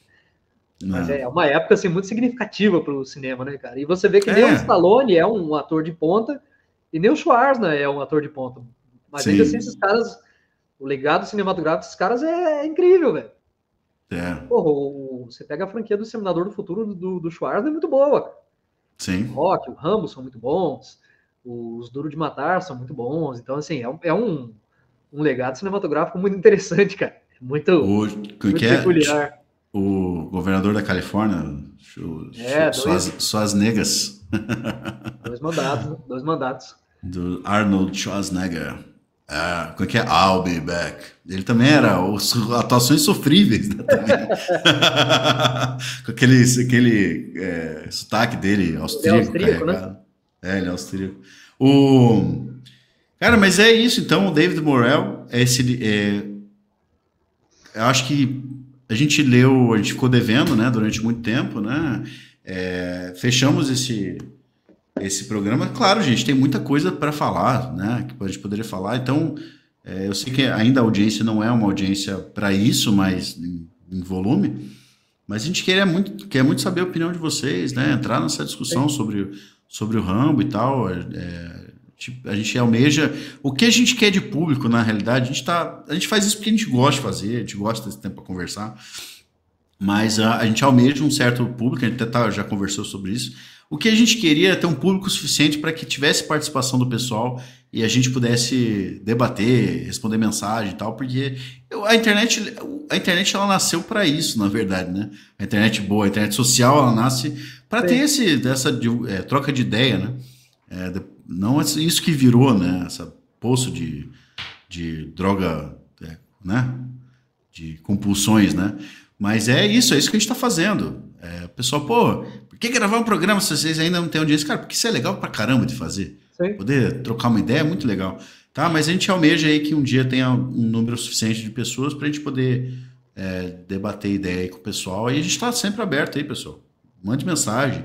Mande comentário no YouTube, a gente lê, não tem problema. Mande aí um direct aí para além da última página, para Anatomia da Propaganda. Manda por além da última página que o Felipe com certeza vai ler. Né? Eu sou mais, tô mais no ostracismo digital. Mas então, David Morrell, cara, livro excepcional. Livro muito agradável, muito divertido de ler. Se você almeja ser um escritor ou se você está estudando literatura, né, e você quer vir para coisas mais novas, mais dinâmicas e ver uma estrutura de roteiro interessante, Interessante.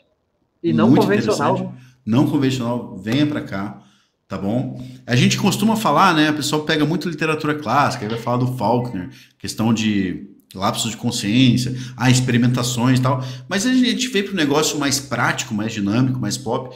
Ele não é pop, ele chega a ser mais um clássico contemporâneo, vamos colocar assim. Mas Sim. aí a gente fala muito de experimentações estéticas e tal.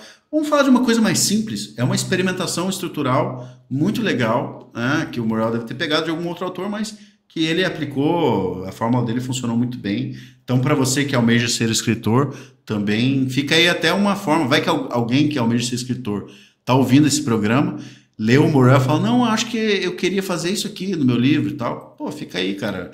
Uma Um estudo nova, de uma caso nova também forma. funciona bem pra caralho. Fica. História Divertida é um livro que vai fazer um paralelo muito interessante sobre a Guerra do Vietnã. O Felipe falou isso aos minutos atrás, ali no início do programa. Vá com essa visão, tente enxergar a Guerra do Vietnã e sua natureza e o seu simbolismo dentro da evolução da narrativa ali do Morrell. Tá? Tente enxergar essas sutilezas na obra, tá bom? E veja o primeiro filme do Rambo como, depois que você lê o livro, veja o primeiro filme do Rambo com essa visão de que não é um filme tão pipoca quanto são os outros dois, tá?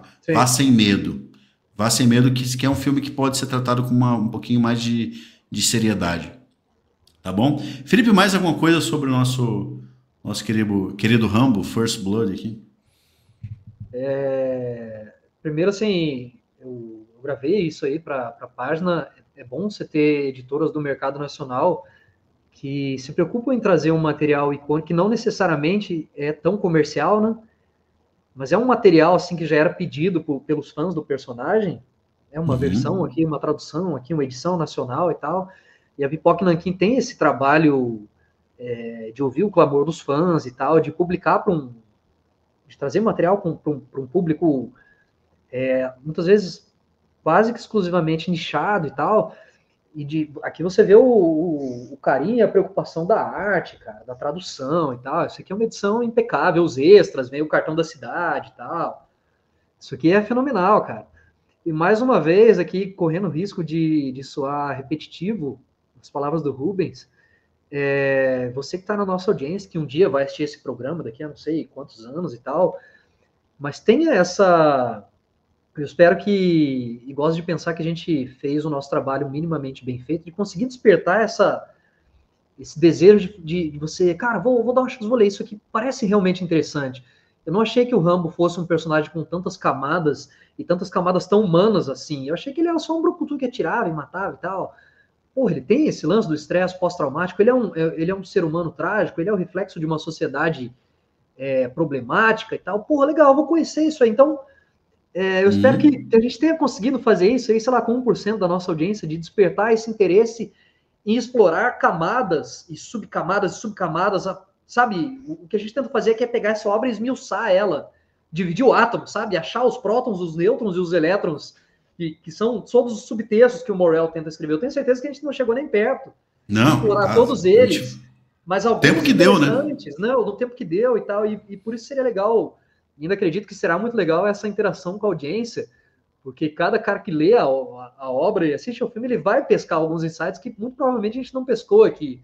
Então tem essa curiosidade em tudo que você consome, tudo que você de buscar as entrelinhas, de buscar a intenção, claro, sem perder a subjetividade que cada obra causa no seu interlocutor, mas de buscar aquilo que o autor quis comunicar. Será que é só isso? O que mais que ele quer dizer nas entrelinhas e tal? Então, essa é uma forma interessante de consumir cultura, não só pelo entretenimento, mas pelo enriquecimento intelectual. E essa é uma forma interessante de se enxergar qualquer obra, qualquer peça de arte, seja literária, cinematográfica, musical e tal. E esse é meio que o nosso hobby, não é não, cara? Com certeza, cara. A gente faz isso... a gente tá conversando sobre isso, né? A gente usa esse programa para poder até bater um papo mais aberto, né? A gente tava falando sobre isso, até ontem a gente tava conversando sobre isso, né? Pô, a gente tá aqui para... Antes de tudo, vamos continuar fazendo isso aí, independente da audiência, não porque a gente gosta de fazer isso aqui. Né? Isso pra gente é um momento extremamente agradável, cara. A gente poder falar. E eu acredito que para muita gente que assiste, até hoje há poucas pessoas estão aí, independente do que vai vir. Eu espero que você também tenha essa satisfação de estar sentando com a gente, porque imagine que você está sentando com a gente numa mesa de bar aí para falar sobre aquilo que você gosta, e é um drama que muita gente passa de não poder conversar sobre essas coisas, porque no Brasil a galera não tá muito interessada em falar sobre livro, filme, parece que o pessoal tá preocupado com outras coisas, mas ter esse momento para a gente poder dialogar, por isso que a gente, né, não se preocupe em interagir, interaja, tá? A gente tá aí desejoso aí de você estar com a gente, tá bom? E é isso, David Morel, então, qual nota você dá para 5 cafés culturais aí para o nosso... até agora nós estamos falando de coisas que a gente gosta, né? Mas mais para o futuro, quando a gente tiver mais tempo para fazer e tal, a gente também vai explorar coisas péssimas para poder... Porque o que dá engajamento também é falar mal, né, gente? A gente sabe disso. Né? Então, e também para a gente poder extravasar a raiva de alguma obra que a gente tenha detestado, né? Mas por enquanto estamos trazendo coisas muito pérolas aqui, muito legais, tá? Agradecer a Pipoca Nanquim por ter feito essa publicação. Vixe, assim, como eu gosto de falar, o nosso mercado editorial é um milagre, desde literatura clássica até a literatura clássica mais contemporânea, ou a cultura pop, quadrinhos e tal, cara, a gente tem muita sorte no Brasil de ter gente que faz, muitas vezes faz por amor ao negócio, porque senão a gente estava ferrado. E o Brasil tem ótimas traduções. Hoje Sim. não dá para dizer que se você não consome material cultural hoje no Brasil, você está fazendo por não querer fazer, porque tem muita opção, tá bom? Então, Rambo First Blood, David Morrell, lançado aí pela Pipoca e Nanquim, e não se preocupem que, faltando alguma coisa, outros temas, outras discussões a respeito das obras, a gente vai retomar, a gente pode fazer programas retomando novos aspectos, novas coisas, tá bom, gente? Não é agora, falamos do Rambo, fechou o caixão, ou falamos do 1974, fechou o caixão, não vamos mais falar sobre o assunto. Muito pelo contrário. Aqui, né? Não, a gente podemos revisitar várias vezes as obras, o Watchmen, tá? A gente fez ali 4 programas do Watchmen, ficaram ótimos, mas a gente pode retornar, fazer uma mesa aberta com outros convidados, sem problema nenhum. Mas, Felipe, dicas, como é de tradição nossa, dicas de filmes, livros, programas de verão ou mensagens de positividade para a nossa audiência que vieram da semana. O que você manda pra gente? Cara, eu tenho assistido muita coisa no intervalo entre uma leitura e outra. Estou sempre tentando pegar algum material, algum filme para assistir, e eu recomendo para a nossa audiência. A gente até dialogou muito sobre a obra do David Lynch, né? Eu recomendo muito que você assista um filme chamado Veludo Azul, de 1986, dirigido pelo David Lynch. É um suspense neo-noir, investigativo, com umas camadas psicológicas muito interessantes, e a premissa do filme é o seguinte: um jovem retorna à sua cidade, depois que o tio dele tem um problema de saúde, ele volta para cuidar dos negócios da família, né, e ele encontra uma orelha humana decepada no quintal da casa dele, e ele dá início à investigação de quem seria aquela orelha, ou quem teria decepado a orelha dessa pobre pessoa, e isso eleva a umas consequências curiosas, envolvimento com a máfia, com femme fatales, e é um amadurecimento forçado de um personagem que está saindo da juventude para entrar numa fase de amadurecimento muito interessante, e tudo isso sob aquela aura muito onírica e imaginativa do David Lynch, cara. Esse talvez seja um dos filmes menos abstratos do Lynch, e nem por isso é um filme óbvio. Então assista Veludo Azul, apesar de ser um filme relativamente antigo, 1986, né? Vale muito a pena assistir, cara. A gente tem conversado muito sobre revisitar toda a obra do Lynch, né? Assistimos Twin Peaks, Cidade dos Sonhos, e a ideia é conseguir revisitar toda a obra desse diretor que faleceu no começo desse ano, né? Deixou um legado artístico impressionante para a humanidade, e a influência dele ainda vai perdurar por gerações, né? Então, é que assim, Twin Peaks data de 1990, Veludo Azul de 86, e a gente está comentando sobre eles até hoje. Então procura aí, tem para alugar na Amazon Prime Video por, sei lá, R$11,90, e vale muito a pena você dedicar 2 horinhas para assistir esse filme. Esse suspense neo-noir ali, com todos os elementos do noir clássico, mas numa ambientação um pouco mais contemporânea. Impressionante, cara. Muito bom. E aí eu te pergunto, Felipe, tem alguma cantora desafinada que o Lynch vai tomar 5 minutos do filme para ficar focando nela nesse filme ou não? Tem uma cantora, mas ela manda bem, a Isabela Rossellini. Que o Lynch, eu sei, essa aqui mania chata, né, cara? Não, brincadeiras à parte. Agora eu vou fazer uma confissão vergonhosa, né? O Felipe tá me falando para assistir o Veludo Azul. Vou assistir, eu tô curioso para ver o Lynch. Eu gostei. Cidade dos Sonhos achei maravilhoso, tá? O Twin Peaks. Tanto que a gente gravou um programa, já foi lançado. Se você tá vendo essa gravação, né? Foi lançado. Mas aí ontem, ao invés de ver Veludo Azul, que eu deveria ter feito, né? Por recomendação, porque eu tenho que confiar nas recomendações do Felipe, eu fui ver Extermínio, né? Deveria ter visto o Veludo Azul? Deveria. Mas eu tenho que pagar o preço pela minha teimosia de não ter visto o Veludo Azul. Mas tudo bem, tá? Tá na minha dívida, viu, Felipe? Veludo Azul, tá bom? Extermínio é um filme legal? É um filme legal, tá? É um desses... Virou até um ícone cult aí do cinema de zumbi, tá bom? Mas deveria ter visto o Veludo Azul em vez de ver o Extermínio, enfim, tá? Mas fica aí um erro, né? Meia culpa. Falando em guerra, eu assisti um outro filme. Sabe aquele, ei, Felipe, sabe aquele momento que você escolhe um filme assim aleatoriamente? E fala, cara, Já eu vou fiz ver isso isso. aqui. Às Tem vezes um dá sorte, às filme. vezes não, né? Às vezes dá sorte, às vezes não. Porque a gente tem as nossas planejamentos de ver filme, tanto pro programa quanto pessoal, que a gente tem que ver, tipo, cinema clássico, vamos ver aqui Akira Kurosawa, vamos sentar e vamos assistir. Beleza. Mas existem filmes que a gente acha e fala assim, vamos ver isso aqui. E foi o caso do. Eu não. Se chama. Warfare, o nome em inglês. Tá? Vou até olhar aqui qual é o nome dele em português. Aqui, ó, Tempos de Guerra, tá? Tempos de Guerra. É porque eu lembro lançou recentemente, no filme de 2025. Isso, tem na Amazon Prime aqui. Eu lembro dele chamar, em vez de Tempos de Guerra, Warfare, porque o nome Warfare é muito legal, né? Ele é um filme, cara, novo, que ele vai contar a história de um episódio muito específico da Guerra do Iraque, tá? O filme ele se passa em 2006,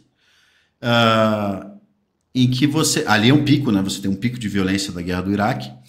E, cara, é um filme que eu me surpreendi, assim, muito com ele. Ele é um filme que não vai agradar a maioria das pessoas, né? Principalmente quem nunca teve alguma experiência, sei lá, de servir alguma força armada, alguma coisa assim, que tem uma coisa muito... Ele fala de muitas coisas culturais internas de meios militares e tal. Ele agrada muito aos veteranos, principalmente os veteranos americanos, porque, cara, ele é muito... É um filme que a minha impressão foi assim, ó, tô cagando porque o público vai achar, eu tô cagando porque o público civil tá interessado ou não, eu vou fazer um filme sobre guerra para os veteranos de guerra e eu vou usar os elementos muito específicos e ser o mais fidedigno possível ao cenário de guerra. Cara, é um filme maravilhoso, ele segue uma sequência de uma paz, uma tranquilidade, um nada acontece no primeira parte, e aí descamba para uma situação muito intensa. Então, assim, é um filme que ele vai... Cara, é um filme que daqui a algum tempo ele vai ser falado, eu acredito. Ele vai se tornar uma referência nesse sentido de filme de guerra, tá? Não assista ele esperando um filme de ação. Ele é um filme que vai ter cenas de ação, mas são cenas de ações realistas. Então... ninguém atira, né? Tem aquela coisa do cara atirar e um cara acertar e o outro nunca acertar, né? Não, ali é uma bagunça, ninguém acerta ninguém, as explosões, todo mundo fica confuso, você vê toda a confusão ali do cenário de conflito urbano. É um filme sensacional, cara. Então, Tempos de Guerra, Warfare. Eu olhei no catálogo, realmente. Muito bom, cara, muito bom. Vale muito a pena.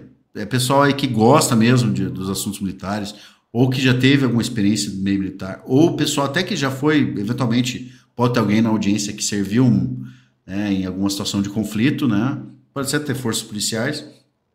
Assista, porque ele vai falar muito sobre as entranhas realistas ali de um dia, né? De uma situação de conflito, tá bom? Com o seu tédio e a sua intensidade.